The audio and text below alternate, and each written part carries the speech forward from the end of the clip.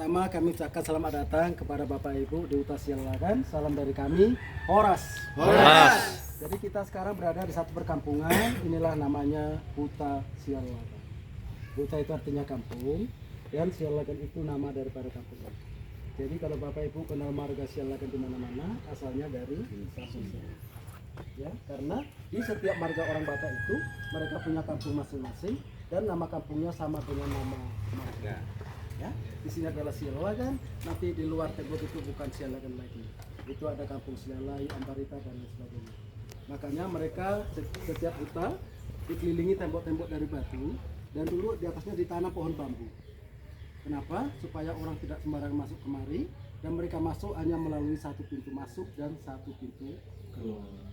Gitu. Kemudian di dalam kampung ini kita lihat ada beberapa rumah adatnya. Namanya kita lihat ini Bapak Ibu sebagian rumahnya sudah direnovasi, terutama taknya.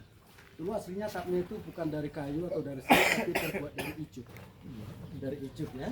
Dan rumah Bataknya dibuat sedemikian rupa. Rumah Batak itu ada dua jenis, di mana yang satu kita masuk dari bawah itu namanya rumah bolong. Rumah itu rumah, bolong itu artinya besar. Kemudian satu lagi tangga dari luar seperti ini disebut namanya rumah siapore. Dan di dalam rumah bolong itu di tengah-tengah ada tempat masaknya. Tapi kalau siapore nggak ada. Ya. Dan rumah Batak dibuat ada 3 bagian. Yang paling bawah adalah tempat untuk ternak-ternak mereka. Kemudian di tengah-tengah adalah tempat tinggal mereka. Jadi ini semua rumahnya tidak ada kamar, terbuka semua. Jadi tidurnya di lantai kanan kiri. Kemudian di atas adalah tempat untuk barang-barang mereka. Kemudian bentuk atapnya itu dibuat menyerupai sebuah sampan. Dan mereka membuat ujung di depan dan di belakang itu nggak sama tingginya. Tingginya yang tinggi adalah yang di belakang. Dengan arti orang tua di depan, anak di belakang. Dan tentu mereka punya anak, mereka sekolahkan sampai setinggi-tingginya. Dengan harapan nanti kehidupannya anaknya harus lebih tinggi daripada kedua orang tua. Mereka katakan anak kokido amor hatian. Anak pula merupakan harta kekayaan bagi kami. Itulah filosofi daripada rumah adatnya. Kemudian orang Batak bila membuat warna selalu ada 3 warna, putih, merah, dan hitam. Itu adalah menandakan dunia mereka. Orang Batak percaya pada 3 dunia. Dalam bahasa Bataknya mereka katakan Banua Kijang, Banua Tonga, dan Banua Turu. Warna putih adalah dunia atas, merah dunia tengah, hitam dunia bawah. Itu arti daripada ketiga warna itu. Kemudian pintunya juga kecil-kecil. Kenapa? Itu kalau kita masuk kita harus menghormat. Ya, itulah artinya. Oke, itulah sedikit tentang rumah adatnya. Kemudian di sini yang kita dudukin inilah salah satu peninggalan raja yang masih asli dan ini umurnya diperkirakan juga ada sekitar 700 tahun. Dan dulu aslinya ini digunakan raja-raja pertama kali adalah sebagai tempat untuk rapat. Ya, jadi kalau rapat itu paling sering dilakukan oleh orang Batak. Kenapa? Mereka mau berpesta, meninggal, mereka selalu mengadakan rapat terlebih dahulu, ya, untuk membuat acara adatnya itu. Tetapi selain untuk rapat, ini digunakan sebagai tempat untuk bersidang. Kenapa? Karena di zaman dahulu antara kampung sana kampung sini adalah sering bentrok. Jadi kalau raja menangkap musuhnya, lalu dia ditangkap dan sebelum disidang di sini, dia dipenjarakan dulu di sana, dipasunglah di bawah kolong itu. Jadi apa alasan raja mereka memenjarakan bawah kolong itu? Karena atas perbuatannya, atas kesalahannya, maka mereka sudah disamakan seperti binatang. Nah setelah itu barulah dia dibawa kemari. Jadi waktu bersidang raja duduk di sini. Di sini adalah sebagai penasihatnya atau orang tua kampung, dan di sini adalah sebagai ulu balangnya. Ulu balang itu Pak adalah satu prajuritnya, ya, dan yang bersalah duduk di sini. Ini, ya. Nah, kemudian barulah raja akan menentukan hukuman bagi orang yang bersalah, tetapi raja juga melihat dari kesalahannya. Pertama, kalau dia mencuri, maka hukumannya hanya dipenjarakan di sana, dipasung di sana. Dan kalau mereka ingin bebas, maka keluarga mereka akan menebus dia dengan apa yang dia curi. Tapi dia mencuri 1 diganti dengan 4, apapun yang dia curi. Contoh dia mencuri 1 ekor kerbau, kalau dia ingin bebas dia akan diganti dengan 4 ekor kerbau. Ya, 1 dikembalikan kepada orang yang dicuri tadi, 3 untuk raja. Ya, jadi untuk ceritanya Pak, raja di zaman dulu tidak bekerja. Mereka hanya duduk di tempat kursinya, berlipat tangan supaya tiap malam banyak yang mencuri katanya. ya supaya hartanya bertambah terus. Itu Banyak mencuri makin banyak. iya makin banyak ya kan, satu nanti 4. Tapi kalau keluarganya bapak ibu nggak sanggup menebus itu, maka dia tetap menjadi tawanan raja, disuruh bekerja, dikasih makan tapi nggak dikasih upah dengan waktu yang ditentukan oleh raja sendiri. Tapi kalau dia bersalah besar seperti dia musuhnya, mata-mata musuh, membunuh orang, maka raja akan menghukum dia dengan hukuman mati. Dengan cara dia dihancur. Jadi setelah dilakukan hukum mati, untuk acara pelaksanaan sebenarnya di sini dia dibawa di balik sana. Nanti kita kesana. Jadi sebelum ke sana di sini ada satu pokok pohon. Inilah namanya pohon hariara. Ya. Jadi di zaman dulu kalau orang Batak itu mau membuat atau membuka suatu perkampungan, mereka akan menanam pohon ini terlebih dahulu. Artinya kalau pohon ini tumbuh dengan baik dengan subur, maka di situ ada kehidupan. Maka itu kampung bisa dibuka membuat perkampungan. Dan sebaliknya kalau ini tidak bisa tumbuh, maka mereka akan pindah tempat. Itu makanya di setiap kampung di Samosir ini pasti ada pohon ini. Gitu. Dan setelah pohon ini besar, maka mereka juga menganggap bahwa pohon ini adalah pohon yang suci. Maka mereka juga membuat persembahan di bawah pohon ini. Itulah kepercayaan di dalam Betawi. Dan situ ada patung. Itulah salah satu simbol daripada seorang datu atau dukun. Jadi dulu di sini banyak dukun karena belum ada agama. Ya, fungsi dukun itu banyak untuk menegari, ya untuk menegari itu maksudnya melihat hari-hari yang baik. Ya, untuk mau bercocok tanam, mau membuka rumah, mau sidang di sini. Jadi seorang dukun yang menentukan hari-harinya. Jadi tidak semua hari bisa digunakan di sini. Ya? Oke, jadi kemudian di atas kita sana ada 3 ruangan terbuka. Itu bukan rumah tempat tinggal, tapi itu namanya sopo. Soponya terbuka dan di tengah-tengah disitulah mereka dulu akan mengukir, belajar bermain musik, menenun, disitulah semua. Tapi yang paling atas itu dulu digunakan untuk menyimpan padi, jagung, dan sebagainya. Kemudian di samping kanan kiri sopo ada kayu yang berdiri yang diukir. Itu adalah simbol daripada tongkat raja, namanya tongkat tunggal panaluan. Itulah tongkat kebesaran orang Batak. Kemudian di bawah sopo tengah-tengah itu ada patung kecil. Itulah namanya patung si kale-kale, patung yang bisa menari. Nah di Jawa itu asalnya dulu adalah orang namanya si Manggale. Dulu ada seorang raja mempunyai anak kembar. Anak laki-laki namanya si Manggare. Tapi setelah dia tumbuh remaja, dia sakit-sakitan lalu dia meninggal. Jadi karena dia anak tunggalnya, maka orang tuanya selalu menangis kalau mengingat itu si Manggale tadi. Lalu datanglah seorang dukun, dibuatlah patung yang sama yang mirip dengan si Manggale tadi. Lalu bagaimana itu bisa bergerak? Datanglah dukunnya, dipanggillah pangkorsi, yaitu pemain kundang, dan dibacalah mantra-mantranya, dipanggillah roh daripada si Manggale tadi. Lalu datang rohnya langsung masuk ke dalam patung itu, dan patung itu bisa bergerak. Memang di zaman dulu kalau mau itu dibuat bergerak harus buat cara seperti itu. Jadi sekarang karena kita sudah beragama, dilarang agama untuk melakukan seperti itu. Dan itu bisa menari, harus ada yang menemani menari tadi. Yang dibilang itu tadi minimal 20 orang. Kita baris di depannya, kita pakai ulos, bunyi musik dia langsung menari sendiri. Kita nggak panggil rohnya langsung datang sendiri. Rohnya ada di belakang sana Pak, ya di kolong sana. Duduk sana. Ditarik-tarik lah dari pakai duduk sana.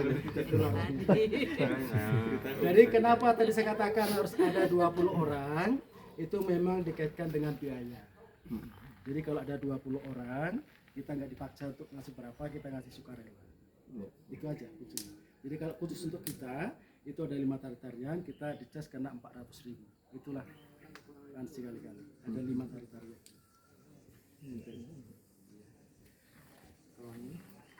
Yang itu kursi, itu hanya tempat duduk santai ya. Kursi. Jadi inilah rumah rajanya. Jadi rumah raja itu berbeda dengan yang lain. Mereka punya teras di depan dan tangga dari batu. Dan di atas pintu ada tanduk kerbau. Itulah menandakan rumah raja. Dan fungsi tanduk kerbau itu adalah sebagai untuk penolak bala. Ya. Nah, yang lainnya itu seperti di sana tadi ada topeng-topeng. Itulah namanya singa-singa dan jaga rupak. Kemudian tadi Bapak tengok ada cecak ya? Cecak, ya. Cecak itu adalah dalam bahasa Batak disebut namanya Poraspati. Itu adalah simbol kehidupan bagi orang Batak. Kenapa cecak dibuat simbol kehidupan? Kita tahu Bapak Ibu cecak itu memang binatang yang kecil, tetapi kita bisa melihat bahwa cecak itu bisa nempel, bisa hidup di mana-mana. Di mana-mana selalu ada cecak. Orang Batak pun juga sama seperti cecak itu. Bahwa orang Batak adalah suku perantau, mereka bisa hidup di mana-mana. Di mana-mana selalu ada orang Batak. Orang Batak memang suaranya sangat-sangat tinggi keras, tapi hanya suara yang keras. Artinya baik sekali. Ya, itu. Kemudian tadi lihat di depan cecak itu ada 4 bulat-bulatan. Itu adalah simbol daripada panarusan atau payudara wanita. Jadi kenapa ada 4? Bukan maksudnya orang Batak punya 4, bukan. Ya, sama seperti kita ada 2. Itu adalah simbol kesuburan. Ada pepatah orang Batak mengatakan, "Maranak 10 itu baru 9." Artinya, kalau mereka berumah tangga, mereka berharap punya keturunan, anak laki-laki 17 dan 18 perempuan. Itulah harapan mereka. Ya. Nah, makanya orang Batak dulu kalau menikah, mereka tidak perlu tengok orang yang cantik, bukan Pak ya, mohon maaf. Mereka tengok itunya Pak, payudaranya. Jadi kalau dia menurut besar pasti dia subur, punya keturunan. Iya. Jadi kalau besar anaknya sehat ya, hasilnya banyak. Banyak. Iya itu, itulah artinya itu 4. Kenapa ada 4 tadi? Iya. Oke, ada pertanyaan tentang di sini? Cukup ya sudah. Atau mau foto-foto? Walaupun nggak menarik, boleh foto sana pakai ulos. Mau lihat yang apa? Tempat eksekusi? Eksekusi. Iya, silakan. Menarik itu. Di pos dulu nggak apa-apa. Dan eksekusinya. Jadi sebelum saya cerita itu di sini ada beberapa yang perlu saya terangkan. Ini namanya adalah perhalaan atau kalender. Jadi orang Batak sudah punya kalender dari zaman dahulu, bentuknya seperti ini, dan mereka juga punya 12 bulan. Jadi dalam 1 bulan mereka hanya ada 30 hari. Tidak seperti kalender kita ada 28 dan 31. Dan nama bulannya pun berbeda dengan bulan kita. Di kita ada Januari, Februari sampai Desember. Tapi kalau di kalender orang Batak itu nama bulannya mereka mengucapkan si paha. Si paha ada, si paha 2, si paha 2 sampai ke 10. 10 itu 12. Hitungannya saya ada 2, 3, 4, 5, ono, 7, usia 10, 10 saya ada 10. Dan ini adalah bukunya, namanya Pustahlaklak. Dia dibuat dari kulit kayu. Ini asli kulit kayu, tapi bukan ini aslinya ya. Dulu aslinya panjangnya kurang lebih ada 1 meter lebih, lebarnya pun ada 30 cm. Dan di dalam ini seorang datu telah menulis yaitu hari-hari yang baik yang bisa digunakan mau sidang, eksekusi, mau bercocok tanam, mau pesta, semua. Dan tulisannya pun aksara Batak, Kaha Manarata dan seterusnya. Ini namanya Pustahlaklak. Baik, kemudian yang bersalah tadi Bapak Ibu setelah ditentukan hukum mati dibawa kemari dengan posisi berdiri di sini dan raja tepat di dekat Bapak ini. Dan dulu semua orang kampung dikumpulkan kemari semua untuk melihat jalannya eksekusi. Apa alasan raja mereka mengumpulkan itu? Karena supaya mereka melihat bagaimana hukuman bagi orang yang melakukan kejahatan agar mereka tidak menerima. Oke, dengan posisi baju dibuka, tangan diikat, kaki diikat dan mata ditutup. Namun sebelumnya di sini telah disediakan makanan, yaitu makanan itak gurgur dan air pangurasen. Ya, itak gurgur itu adalah terbuat dari beras, dijadikan tepung. Setelah jadi tepung, ditumbuklah dicampur dengan gula merah, gula putih, kelapa digongseng setengah masak, lalu ditumbuk sampai kental. Itu bentuknya seperti lesung itu. Jadi namanya dikopek. Kemudian di sini disediakan cawan berisi air tawar dan dikasih sirup gurur. Itulah air pangurasen. Ya, dikasih makan, dikasih minum. Setelah itu diangkat, dibawa di sini. Dengan posisi dia ditidurkan di sini. Kenapa ditaruh di sini? Di zaman dahulu Pak, waktu kejadian orang Batak kan belum beragama. Mungkin orang ini bisa mempunyai jimat-jimat kesaktian padanya. Jadi sebelum dieksekusi mereka dicek dulu dengan cara diambil pisau, lalu diiris-iris badannya. Ya. Jadi kalau dia tidak luka, tapi dia maksudnya setia, datanglah dukunnya, dibawalah tongkat ini. Inilah tunggal pandaluan tadi. Kemudian sang dukun akan berputar dengan 3 kali putaran dengan membaca itu mantra-mantranya. Setelah itu diletakkan di atas badannya dengan harapan itu ilmunya bisa diserap oleh tongkat ini. Nah setelah itu diambil dan dicoba lagi. Lalu dia luka. Namun walaupun dia luka, belum tentu isu ilmunya habis semua. Jadi untuk memastikan kalau ilmunya tidak ada lagi, diambillah 1 buah asam, dipotong dan diperaslah kepada yang luka tadi, barulah dia menjerit kesakitan. Itu pertanda bahwa ilmunya sudah keluar. Yang terakhir dia diangkat, dibawa ke sana. Belum mati Pak ya, belum mati.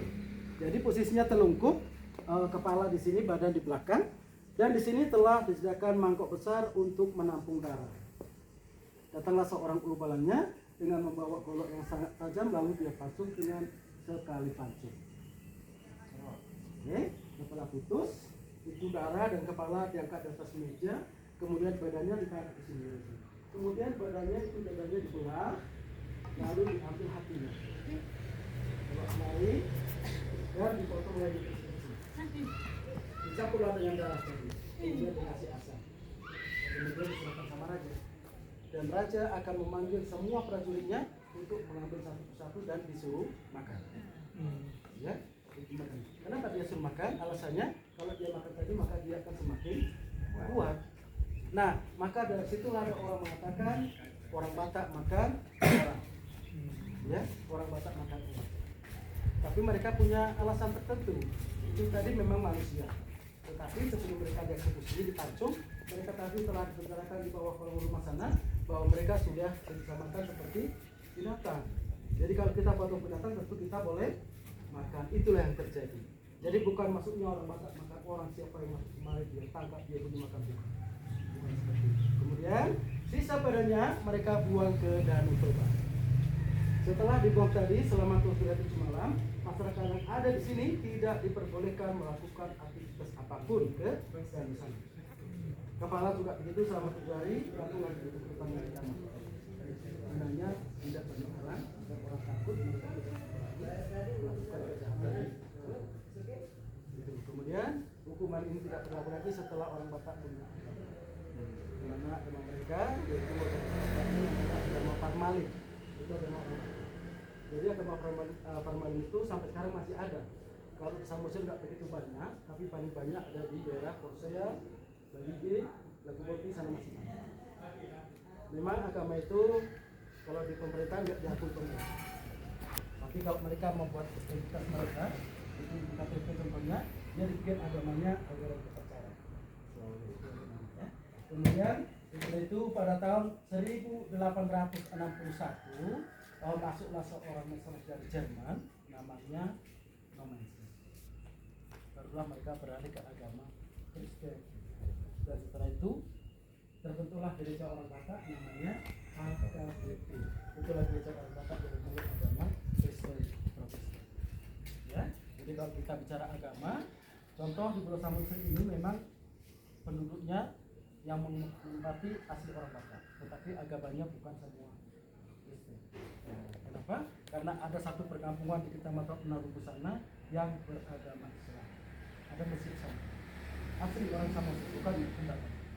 Ya, jadi agama boleh berbeda, tapi adanya tetap satu. Orang kita Muslim pesta dan tetap ada Batak. Mungkin dalam pesta itu acara resepsi mungkin tempat berbeda-beda. Gitu. Jadi nggak masalah dengan orang Batak itu. Saya yakin di setiap marga pasti ada yang berbeda agama. Kenapa? Suku orang Batak adalah suku perantau. Di dalam merantau mereka berprinsip situ tanah bijak, situ langit biru. Apapun yang terjadi di situ, mereka akan mengikuti adat mereka tinggal. Itulah orang Batak. Ya, jadi bukan seorang Kristen. Dan setelah mereka punya agama, lalu di dalam kuburan seperti itu tadi Pak, kuburannya ada bintang 9 Jadi kalau ada keluarga Raja Selana yang meninggal baik di Jakarta, di Medan, kalau mereka mau bawa kemari boleh. Yang paling bawah itu ada 6 kotak, 3 di depan, 3 di belakang. Jadi kalau sudah masuk, semen seperti itu. Nah setelah masuk di situ nanti kurang lebih ada 8 tahun atau lebih, lalu anak-anak yang meninggal tadi berunding, berembuk, kapan mereka akan mengambil tulang-tulangnya. Ya, lalu diambil dan bukan tulang kecil, itu lalu diangkat ke atas. Itu namanya mangokahun. Yang kedua. Ya, yang kedua atau yang paling atas ya. Jadi itulah ada di orang Batak. Itulah pesta yang paling besar di orang Batak. Ya, mangokahun. Jadi makanya orang Batak itu kalau anaknya berhasil mengangkat tulang orang tuanya, mereka masih berdekat sama orang tuanya. Gitu. Jadi kenapa saya bilang itu pesta yang paling besar? contoh mereka yang meninggal ini punya anak 5, semua laki-laki. Nanti kalau pesta ini mereka mengundang mertuanya semua. Jadi mertuanya ini bawa rombongan. Rombongannya nggak sedikit, paling sedikit 30 orang. Jadi mereka bawa ulos. Lalu setelah acara itu diberikan ulos itu sama menantunya. Setelah diberikan itu baru seluruh baris. Kalau sudah baru disembahlah sama menantunya.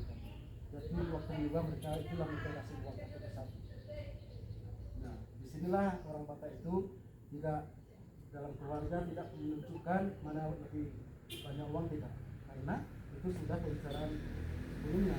5 ini laki-laki harus sama dia ngasih, tidak karena yang pertama banyak uang saya ngasih banyak sama